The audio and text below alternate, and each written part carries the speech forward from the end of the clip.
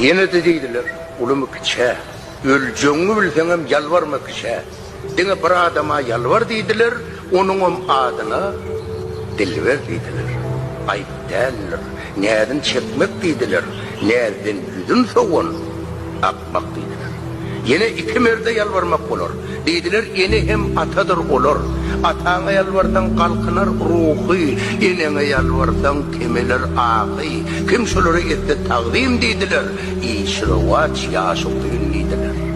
Yine köp edepten tuttular adın. Deydiler, kavan mı ödüyen şofradın, kavan mı zihinin giderliğini, kavan mı öz oran güzelliğini, kavan mı öz erin gerçekliğini, kavan mı özlerinin alçaklığını, ne neyetlerinde de sözlerin kavan, dine oynaklaşsa gözlerin kavan.